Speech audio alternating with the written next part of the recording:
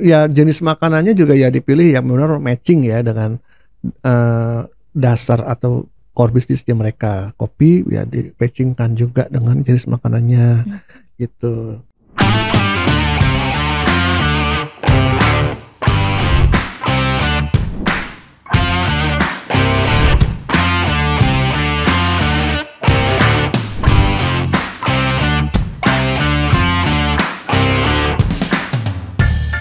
Halo teman-teman, kembali lagi dengan saya Aisyah di YouTube channel Dunia Leadership Coaching. Oke teman-teman, kali ini kita mau bahas mengenai ada beberapa coffee shop awalnya itu berjualan kopi, tapi lama-lama itu kok jadi mix dengan ayam, dengan toast, roti. Itu kenapa ya bisa seperti itu ya? Sebelum lanjut kita simak yang berikut ini dulu ya.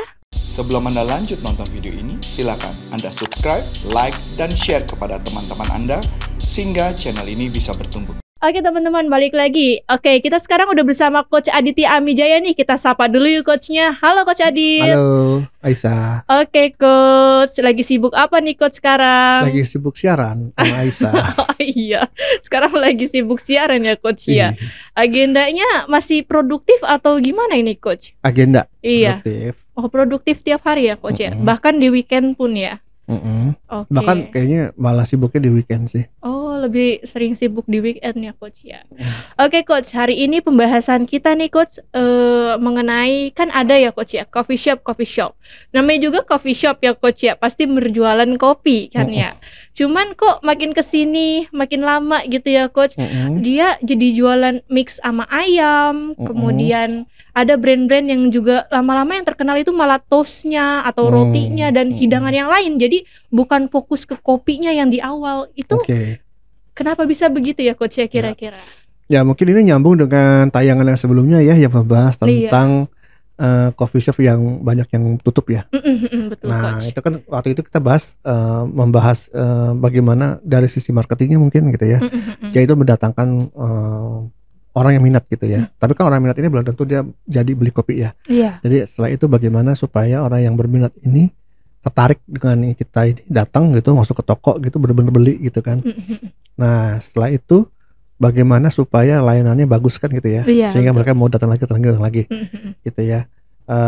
Kemudian kita bicara sekarang adalah kalau datang lagi kan berarti kan meningkatkan jumlah transaksi. Misalnya yang tadi cuma beli sekali diharapkan ya seminggu sekali gitu kan, transaksi jadinya kalau sebulan 4 kali kan gitu. Misalnya harga kopinya 30.000 gitu ya. Malah nggak sih 30.000? Rata-rata segitu sih Coach. Kalau saya datang ke coffee shop ya 30.000 30.000-an lah ya gitu. Antara 22 sampai 30.000 gitu ya. Nah tapi kan itu hanya berarti kalau 4 kali sebulan berarti dia berapa, hanya omsetnya dari 30 kali 4 ya, 120.000-an. Bagaimana supaya bisa lebih dari itu dengan pelanggan yang sama. Nah itu namanya kita meningkatkan jumlah nilai transaksinya, bukan hanya meningkatkan jumlah transaksinya ya atau frekuensi transaksinya, tapi bagaimana setiap datang itu kita bisa tingkatkan lagi dia jumlah uang yang dikeluarkannya gitu. Yang tadinya 30 jadi 50 atau jadi 100 gitu ya Coach ya. Kan kalau ditawarin kopi lagi kan nggak lucu ya gitu. Kembung Coach ya. Gitu kan, nih ada bisa juga sih pembelian yang kedua dapat diskon gitu kan, ada juga kadang-kadang gitu ya. Misalnya atau di bundling ya, di paket ya, kalau beli 3 gitu ya dengan berbagai variasi rasa harganya ini itu bisa gitu segala macam. Cuma kan strateginya bukan hanya itu, mereka tuh pasti kreatif ya. Gitu. Orang datang kopi apalagi yang sampai berjam-jam kayak kamu gitu kan. Males dong lihat kamu cuman beli 1 kopi tapi kamu di situ 6 jam gitu kan. Mereka pengen kamu beli lagi kan gitu. Jadi akhirnya mereka menyediakan berbagai hidangan-hidangan lainnya gitu supaya kamu juga bisa terpenuhi juga ya ininya ya, hasrat makannya juga kali ya habis minum kopi gitu kan. Biasanya kalau habis minum kopi kan lapar ya. Iya sih Coach, kayak butuh cemilan nih, apa nih yang dimakan gitu. Cuma saya bingung sih kalau kamu mengatakan tadi ada juga coffee shop jual ayam gitu. Saya Coach. bingung, nyambung gak sih orang makan ayam goreng sama misalnya ayam dengan kopi ya minumnya. Tapi malah sekarang tuh ayamnya tuh malah yang jadi ikoniknya gitu, bukan kopinya Coach. It's okay, nggak apa-apa gitu ya. Akhirnya mereka juga apa ya, memperkuat ceruk pasarnya dengan adanya makanan di situ gitu. nggak apa-apa juga toh gitu kan. Kalau dari sisi owner kan yang penting duitnya masuk gitu. Iya sih kalau dari sisi owner ya Coach ya. Tapi kalau dari segi produk ini jadi jualan apa nih? Kopi kok apa ayam Iya gitu? iya nggak apa-apa, satu paket lah gitu ya. Apa jadinya, bukan hanya coffee shop gitu kan. Iya. Ayam shop. Tadinya coffee shop jadi diner gitu misalnya gitu ya kan, jadi semakin berkembang ya gitu. Jadi ya jenis makanannya juga ya dipilih yang benar matching ya dengan dasar atau core bisnisnya mereka. Kopi ya di-matchingkan juga dengan jenis makanannya gitu. Jadi orang tuh bisa sambil cemil-cemil ya tentunya.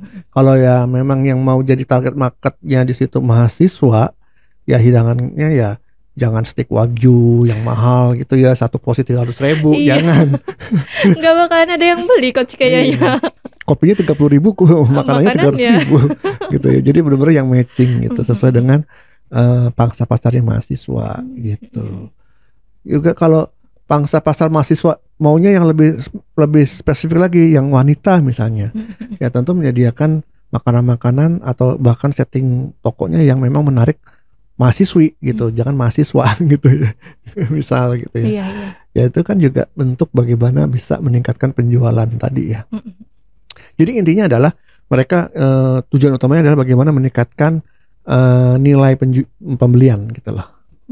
Nilai pembelian ya dari setiap customernya gitu. Jadi strateginya bisa meningkatkan jumlah customer, bisa dari setiap customer itu bagaimana ditingkatkan lagi dia belajarnya gitu. Tapi Coach misalkan nih kan dia kan melakukan inovasi-inovasi baru ya Coach ya, dengan menyediakan berbagai macam makanan gitu yang tadinya dia belum menyediakan. Tapi kan ada juga faktor kemungkinan ketidakberhasilan ya Coach ya, dalam menyediakan makanan itu, kayak cocok nggak di lidah rasanya. Kalau misalkan tidak cocok berarti kan coffee shop itu sendiri juga mengalami kerugian dong Coach. Berarti owner itu sudah memikirkan panjang-panjang. Ya bukan hanya memikirkan sih. Kalau dipikirin doang, kalau nggak dilaksanakan sama aja ya. Jadi setelah dipikirin mau apa, dia bisa melakukan semacam survei gitu kan. Kalau kami menyebutnya uji dan ukur lah. Kita uji, kita ukur keberhasilannya gitu ya. Survei dengan beberapa orang, misalnya dalam sebulan gitu ya, disurvei gitu ya.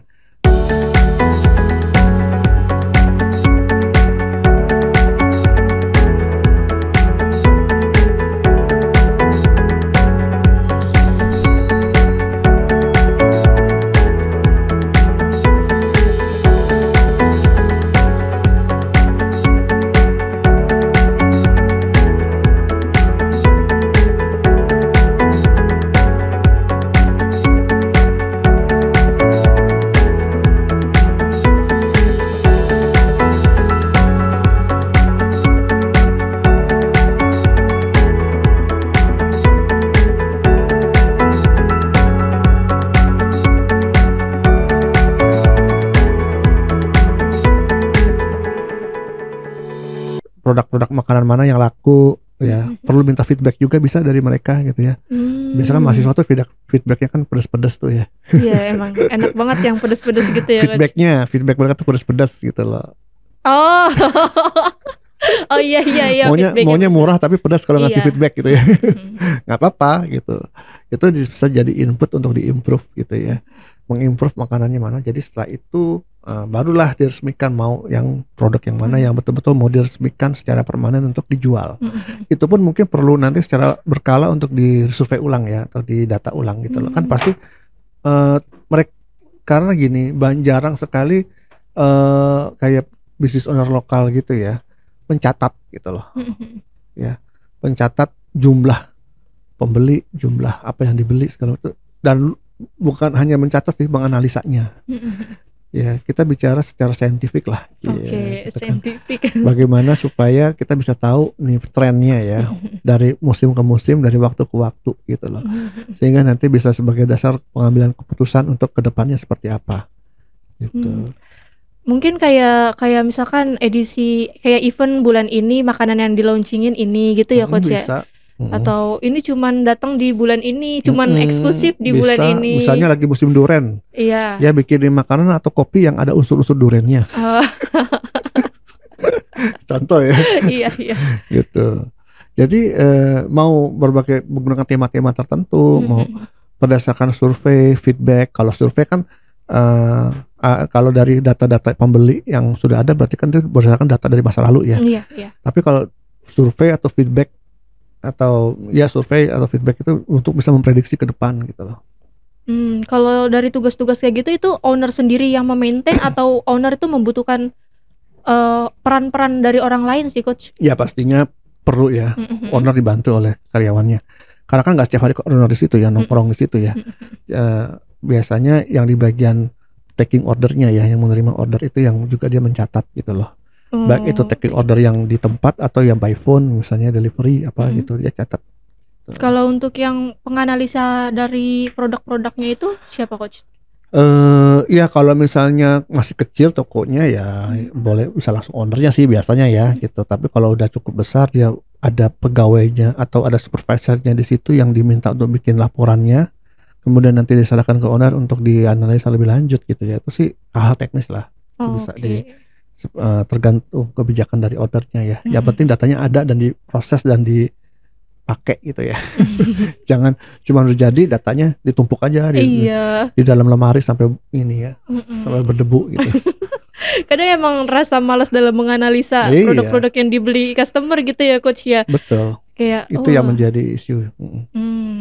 Sebelum Anda lanjut nonton video ini, silakan Anda subscribe, like, dan share kepada teman-teman Anda sehingga channel ini bisa bertumbuh. Oke coach, berarti emang ada faktor-faktor ya, kayak misalkan dari coffee shop kita berinovasi dengan menghasilkan produk makanan yang baru gitu ya coach ya. Nggak apa-apa berarti ya coach ya? Nggak apa-apa. Kalau untuk pengubahan nama itu disesuaikan dari owner bisnisnya juga ya coach ya. Yang penting kan omset dari coffee shop itu bisa terus meningkat gitu ya coach ya. Itu sih emang yang menjadi PR buat para pebisnis ya coach ya. Kayaknya saya juga jadi pengen buka bisnis nih coach, tapi yang pengen stabil gitu. Boleh. Langsung. Oke coach, menarik banget pembahasan kita kali ini ya coach, lanjutan dari pembahasan yang kemarin juga. Jadi banyak nih informasi-informasi yang perlu dipersiapkan khususnya dalam membuat bisnis-bisnis baru supaya nggak langsung menghilang gitu ya coach ya, dan bisa berinovasi terus untuk meningkatkan coffee shopnya. Oke coach, kalau pengen mengikuti kelas coaching tuh gimana sih caranya? Kalau kami ada pelatihan coaching yang memang sudah diakreditasi oleh CF, lembaga atau federasi coaching dunia ya. Jadi sudah dipastikan bahwa yang kita ajarkan ini memang tentang coaching ya, bukan tentang hal lain gitu ya. Karena sudah diakreditasi berarti sertifikat yang teman-teman dapatin nanti itu memang diakui seluruh dunia gitu ya. Benih sertifikatnya sudah diakreditasi oleh CF ya. Jadi silakan buka di websitenya corporaconsulting.com. Di situ cari produk yang certification program coaching. Nah, boleh baca-baca dulu, kalau tertarik daftar. Oke, itu teman-teman ya, kalau teman-teman tertarik dalam mengikuti pelatihan kelas strategi bisnis coaching certification ini bisa langsung kunjungi website dari Corpora Consulting. Oke teman-teman, cukup sekian dulu pertemuan kita hari ini. Kalau ada teman-teman pertanyaan yang ingin disampaikan, boleh banget nih tulis di kolom komentar, karena teman-teman juga bisa langsung subscribe untuk memajukan channel YouTube ini. Oke teman-teman, saya Aisyah Rahmawati dan saya Aditya Mijaya. Pamit undur diri, sampai jumpa.